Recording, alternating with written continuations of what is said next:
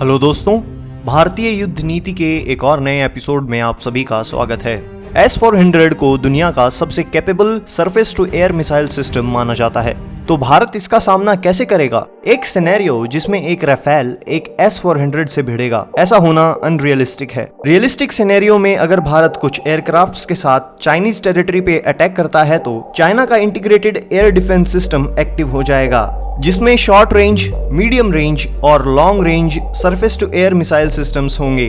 उसमें चाइना के interceptor aircrafts भी होंगे। एक मॉडर्न एयर डिफेंस सिस्टम में मल्टीपल रेडार्स होंगे जो SAM surface to air missile system से इंटीग्रेटेड होंगे। कंट्रोल पोस्ट होंगे जहां से रेडार्स और मिसाइल लॉन्च का डिसीजन लिया जाएगा, और आसपास में होंगे एयरबेस जहां से उस देश के लड़ाकू विमान दूसरे देश के फाइटर जेट्स को इंगेज कर सकेंगे। इसी को कहते हैं इंटीग्रेटेड एयर डिफेंस सिस्टम। बहुत सारे surface to air defence systems hidden रहते हैं ताकि प्लेन को उनकी जगह पता ना चले। इसी बीच कुछ अलग रेडार प्लेन्स के आने का संकेत SAM को भेजते हैं, जिसको यूज करके SAMs अपने टारगेट्स को निपटा सकते हैं। SAM सिस्टम से बचने का सबसे अच्छा तरीका है उनको पूरी तरह से अवॉइड करना। लेकिन टिपिकल SAM सिस्टम एक देश की स्ट्रेटेजिक और इम्पोर्टेंट लोकेशंस को गार्ड करते हैं, तो उनसे बच के निकलना यानी उन इम्पोर्टेंट लोकेशंस से दूर रहना होगा। एक इंटीग्रेटेड एयर डिफेंस सिस्टम को डिफ्यूज करने को कहा जाता है SEAD, SEAD यानी suppress enemy air defence system. इसमें 4 टैक्टिक्स यूज किए जाते हैं। पहला टैक्टिक है रेडार या फिर कंट्रोल पोस्ट को डिस्ट्रॉय कर देना। ऐसा एंटी रेडिएशन मिसाइल से किया जाता है। ये मिसाइल्स खुद से रेडिएशन नहीं जनरेट करते और टिपिकल रेडार्स पे नहीं आते। कंट्रोल पोस्ट को डिस्ट्रॉय करना बहुत मुश्किल होता है क्योंकि वो एनिमी टेरिटरी में डीपली छुपे रहते हैं और हेविली गार्डेड रहते हैं। रेडार सिस्टम्स को डिस्ट्रॉय तब किया जा सकता है जब उनकी लोकेशन डिटेक्ट हो जाए और रेडार सिस्टम्स के मूव करने से पहले वार कर दिया जाए। आजकल सारे रेडार सिस्टम्स मूवेबल बनाए जाते हैं। SEAD का दूसरा टैक्टिक्स होता है रेडार्स को जैम कर देना। ऐसा कुछ विशेष विमान कर सकते हैं जैसे कि राफेल। रेडार सिग्नल्स देते हैं और विमान से टकरा कर वापस आए सिग्नल्स को कैप्चर करके उसकी लोकेशन आइडेंटिफाई करते हैं। मगर रेडार जैमिंग में विमान अपने सिग्नल्स पहले से फेंकना शुरू कर देता है। ये रेडार्स को मिसगाइड करता है प्लेन की एक्चुअल लोकेशन से,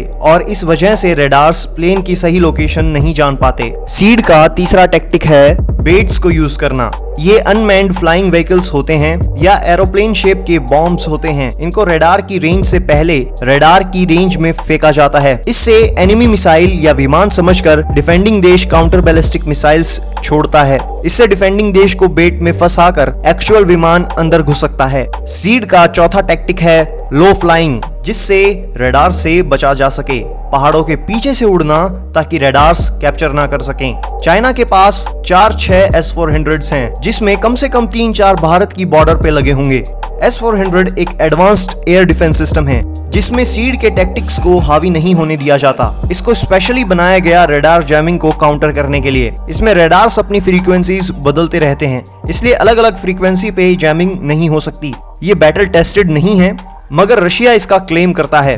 राफेल रेडार्स जैम कर सकता है, मगर कहा नहीं जा सकता कि S-400 के रेडार्स को जैम किया जा सकेगा या नहीं। चांसेस कम है ऐसा होने के। S-400 बाकी रेडार्स के विपरीत एंटी रेडिएशन मिसाइल्स को भी डिटेक्ट कर सकता है। यानी अगर राफेल इसके रेडार्स को डिस्ट्रॉय करने के लिए एंटी रेडिएशन मिसाइल्स छोड़ेगा तो ये काउंटर मिसाइल्स छोड़ के उसे डिस्ट्रॉय कर सकते हैं। अगर हम राफेल भेजने से पहले बेट्स भेजते हैं तो हो सकता है S-400 अपनी मिसाइल्स उस पे वेस्ट कर दे, मगर एक अच्छा इंटीग्रेटेड एयर डिफेंस सिस्टम समझदारी से टारगेट्स को इंगेज करेगा, क्योंकि चाइना के पास S-400 के अलावा भी कई सारे सिस्टम्स होंगे, तो वो किसी की भी मिसाइल्स यूज कर सकता है। चाइना के पास वो S-400 है जो 400 से 600 किलोमीटर तक की रेडार की रेंज रखता है और 250 किलोमीटर की मिसाइल दाग सकता है। अगर राफेल 200 से 250 किलोमीटर की रेंज में है और S-400 राफेल पे मिसाइल दागता है तो ये जानना होगा कि क्या राफेल उसे बच सकता है। राफेल एक एजाइल प्लेन है जो अपनी पोजीशंस जल्दी से मैन्यूवर कर सकता है, लेकिन S-400 की लॉन्ग या मीडियम रेंज मिसाइल से बचना मुश्किल होगा। राफेल में स्पेक्ट्रा जैसी टेक्नोलॉजी है जिससे वो लॉन्ग रेंज थ्रेट्स को जल्दी डिटेक्ट कर लेता है, जिससे पायलट जल्दी से बचने का डिसीजन ले सकता है। S-400 S-300 से 2.5 गुना तेज मिसाइल मारता है। इसकी रेंज में किसी भी प्लेन का बढ़ना मुश्किल है।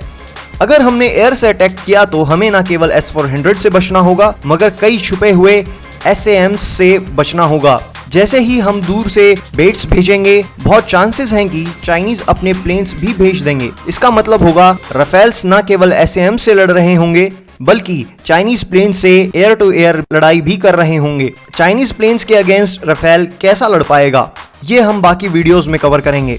मगर इस सिनेरियो में हमें SAMs को प्लेन के अलावा अपने सरफेस टू सरफेस मिसाइल से भी इंगेज करना पड़ेगा। इसका मतलब है कि S-400 किसी भी एयर डिफेंस सिस्टम को बहुत ज्यादा एनहेंस कर देता है, लेकिन S-400 की कुछ वीकनेस हैं जिसे एक्सप्लॉइट किया जा सकता है। उसके पास लिमिटेड मिसाइल्स के स्लॉट होते हैं, उनको जल्दी इंगेज किया जाए तो इसको टारगेट किया जा सकता है। इन मिसाइल्स को फायर करने के बाद S-400 को मूव करते रहना होगा, नहीं तो इसको मल्टीपल डायरेक्शन से टारगेट किया जाएगा। ये अकेले नहीं लड़ सकती, इसको मल्टीपल SAMs का सपोर्ट होगा। ये कॉम्प्लिकेटेड सिस्टम है और इसकी एक्सटेंसिव ट्रेनिंग जरूरी है। इसको इफेक्टिवली यूज करने के लिए ऑन द फीट समझदारी की जरूरत है। रडार पे स्पीड से आती हुई बेट को क्या आप प्लेन समझकर वार करोगे या बेट समझकर बाकी SAM से वार करोगे?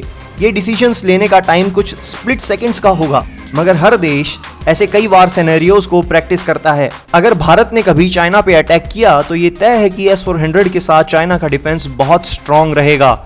उसको भेदने के लिए इंडिया की स्ट्रेटेजिक प्लानिंग अव्वल होनी चाहिए। भारत को तिब्बत रीजन में पहाड़ों का सहारा मिलेगा। वो लो एल्टीट्यूड में फ्लाई करेगा ताकि दुश्मन की रडार से बच सके। उनके पास अव्वल इंटेलिजेंस होनी चाहिए ताकि वो रडार से अपनी रेंज दूर रखें।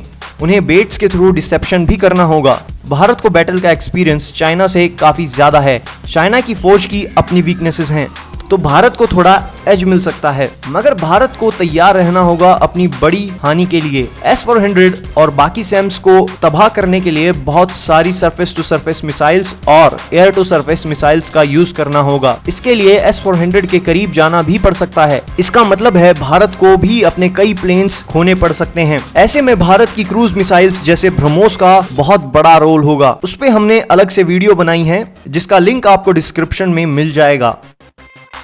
ऐसे में आपके दिमाग में सवाल आया होगा कि राफेल लेने का क्या फायदा है। हमने जो सिनेरियो चूज किया है उसमें भारत चाइना पे हमला कर रहा है। भारत ने राफेल अपनी टेरिटरी को एयर अटैक से बचाने के लिए लिए हैं। ये एयर टू एयर और कॉम्बैट में रीजन के सबसे बेहतरीन प्लेन्स हैं।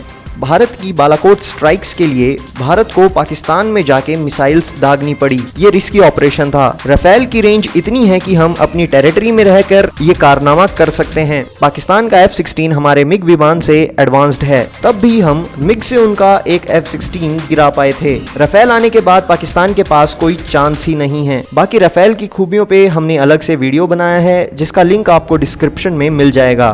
भारतीय युद्ध नीति में आज इतना ही। अगर आपको ये एपिसोड पसंद आया हो तो जरूर लाइक कीजिए, शेयर कीजिए और सब्सक्राइब करिए। जय मां भारती।